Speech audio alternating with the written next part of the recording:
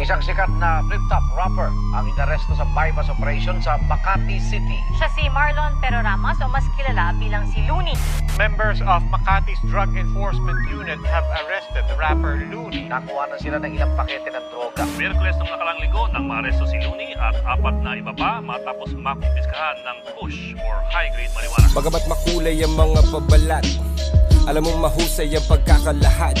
Mga tunay na ganap, isinulat ng parap. Kaya wag ka nang magulat kung magtutugma lahat, sapagkat ito'y galing sa memorya. Isang napaka-importante na istorya. Ito ang aking personal na testimonya, pangontra sa mga ignorante na teorya. Ito ay tunay na buhay, wala akong dahilan para magsinungaling at mga detalye palitan. Ito ang kwento kung paano kami tinaniman ng marijuana ng mga parak na mukhang Taliban. Bandang alas 8 ng gabi sa Pilipinas, sa isang gusali doon sa may Ortigas. 8 oras bago ang rehas ay mahimas. Kasama ko si Ron Henley ng Stick Figures. May interview kami sa radyo nung gabi na yun, tungkol sa marijuana at sa legalisasyon. Pagkatapos namin umalis agad sa istasyon, dahil meron pa akong pupuntahang isang okasyon dun sa poblasyon. Birthday daw ni Sean, yun lang ang alam ko na detalye pa noon. Medyo masama ang panahon, umaambon, kaya tinext ko na si Utol, pumunta ka na ngayon. Humiwalay na si Ron, sumakay ng taxi, Dahil bukas may recording pa kami ni Clamsy. Utol kong si Idol, sinundo ako sa lobby gamit ang aking Subaru na tunog Ferrari. Saan tayo pupunta? Private daw na party. Yung reception ay isang hotel dun sa Makati. Bata na may cancer, kumontak kanyang mami. Idol ako ng anak at rap ang kanyang hobby. Pangalan daw ay Sean, walang pake sa money, kasi handang magbayad kahit magkano si daddy. Lumambot ang aking puso nung una ko narinig. Naawa ako kay Sean, mga luha ng ilid, nung nalaman kong lagay na daw ng bata tagilid. Di nyo kailangan magbayad, pupunta ko sa event. Rekta sa Makati kahit traffic ay kainip. Kasama ko si Rude at si Ivan, ang sikip, at si Kuya Albert, yung driver kong mabait, at saka si Idol, aking manager at kapatid na merong thalassemia, isang kakaibang sakit. Kailangan niyan lagi salinan ng dugo na pantawid, at dahil malapit lang sa hotel yung Makati Med, sumabay na lang siya sa amin para mas makatipid. Sabay ka na, para isang kotse na lang.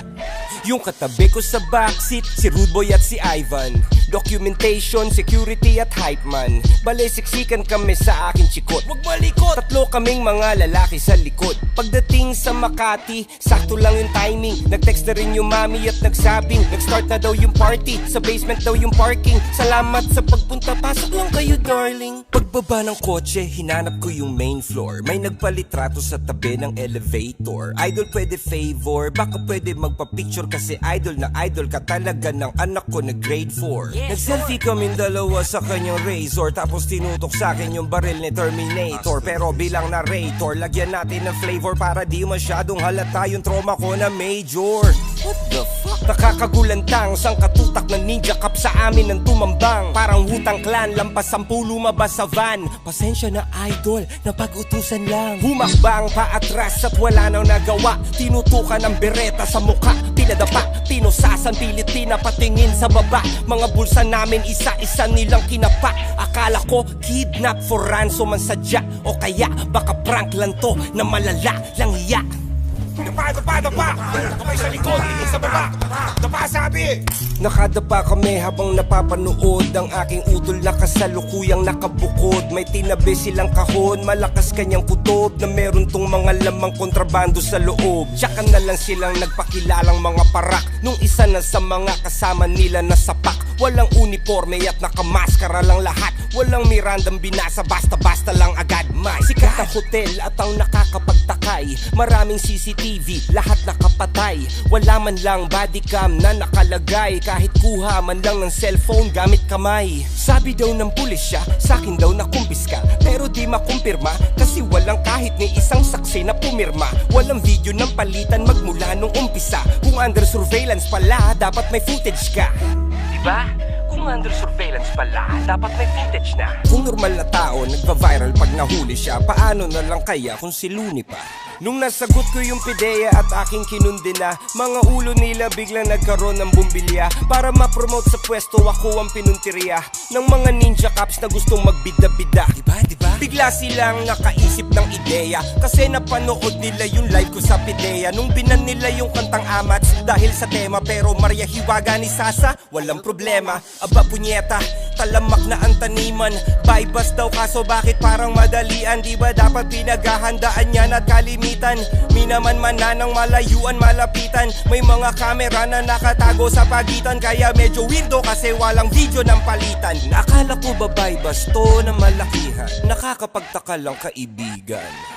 Gusto mong maintindihan at mabatid? Gamitin mo lang ang sentido kumon kapatid. Para sa 100,000 magpapakaastig, kayang-kaya ko yung kitain ng 1 gig. At kung pusher man ako ng sinasabi nilang weed, bakit naman ako pa mismo maghahatid? Ni hindi nga ako lumalabas ng bahay tsaka bi hira mo makita sa kalsada tumawid. At bakit ako magbebenta sa di ko kakilala? Kung sa eksena ko ay maraming nagmamariwana, bakit ko papahirapan ang sarili ko habang sinusugal ang karerang matagal kong pinagsikapan? Bakit isasama ko pa yung kapatid kong may karamdaman at kameraman para mag-vlog ng kaganapan? Walang saysay na mga paratang pawang haka-haka lamang para pangalan ko ay urakan. Alam ko meron akong mga paa na natapakan, ngunit di ko yun sinasadya. Ako ay tao lamang, pinaglaban lang ang paglikha ng merong kalayaan. At kung yun ay masama, yun lang ang aking kasalanan.